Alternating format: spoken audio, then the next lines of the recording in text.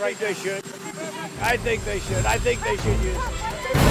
و مراکز مرتبط با آمریکای جنایتکار در منطقه দীর্ঘদিন বন্ধ থাকার পর বিশ্ব বাণিজ্যের অন্যতম গুরুত্বপূর্ণ রুট হরমুজ প্রণালী আবার চালু হওয়া নিয়ে তৈরি হয়েছে চরম ধোঁয়াশা। ইরান ও যুক্তরাষ্ট্রের মধ্যে 2 সপ্তাহের যুদ্ধবিরতি ঘোষণার পর বিশ্ববাজারে স্বস্তির আভাস মিললেও বাস্তব চিত্র এখনো অমীমাংসিত। যুদ্ধবিরতির প্রভাবে জ্বালানির আকাশচুম্বী দাম কমার আশা থাকলেও ভূরাজনৈতিক জটিলতায় প্রণালীটি পুরোপুরি সচল হওয়া নিয়ে তৈরি হয়েছে বিতর্ক।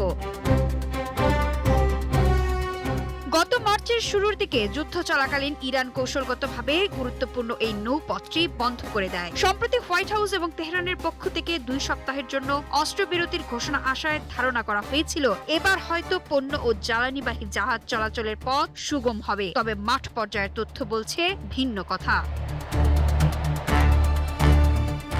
ইরানের রাষ্ট্রীয় সংবাদ মাধ্যমগুলোর দাবি, ইসরায়েল যতক্ষণ লেবাননে হামলা বন্ধ না করবে ততক্ষণ প্রণালীটি পুরোপুরি খোলা হবে না। যদিও ইসরায়েল ইরানের ওপর সরাসরি হামলা স্থগিত রেখেছে, তবে লেবাননে তাদের অভিযান অব্যাহত থাকায় ক্ষুব্ধ তেহরান। এখন প্রশ্ন হলো, হরমুজ প্রণালী কি আসলেই খোলা?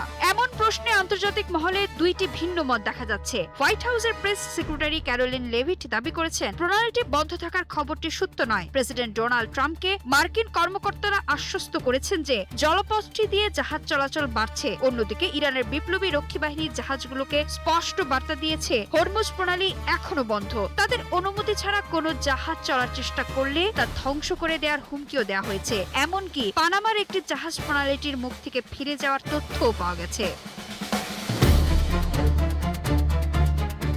বিশ্বের চাহিদার মোট জ্বালানি তেলের প্রায় 20% হরমুজ প্রণালী দিয়ে পরিবহন করা হয়। বর্তমান পরিস্থিতিতে সরাসরি মূল পথ ব্যবহার না করে ইরানের বিপ্লবী রক্ষী বাহিনী একটি বিকল্প রুট ঘোষণা করেছে। তাদের দাবি, মূল সমুদ্র পথে ছড়িয়ে থাকা মাইন থেকে জাহাজগুলোকে সুরক্ষা দিতে এই সাময়িক ব্যবস্থা। যারা হরমুজ প্রণালী ব্যবহার করতে চায় তাদের অবশ্যই নিরাপত্তার স্বার্থে নির্ধারিত বিকল্প পথ অনুসরণ করতে হবে, আর পথটিতে প্রবেশের আগে বাহিনীটির বিশেষ অনুমতি নিতে হবে।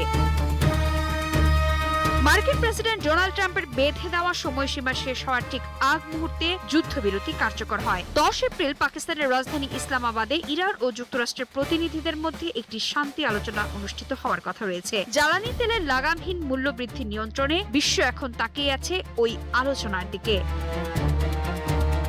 যদি এই 2 সপ্তাহের মধ্যে হরমুজ প্রণালী দিয়ে স্বাভাবিক জাহাজ চলাচল নিশ্চিত না হয়, তাহলে বিশ্ব অর্থনীতিতে বড় ধরনের অস্থিরতা দীর্ঘস্থায়ী হওয়ার আশঙ্কা প্রকাশ করছেন বিশ্লেষকরা। আপাতত বিকল্প পথে সীমিত পরিসরে জাহাজ চলাচলের সুযোগ থাকলেও পূর্ণাঙ্গ নিশ্চয়তার জন্য ইরান ও ইসরায়েলের পরবর্তী পদক্ষেপই হবে মূল নিয়ামক।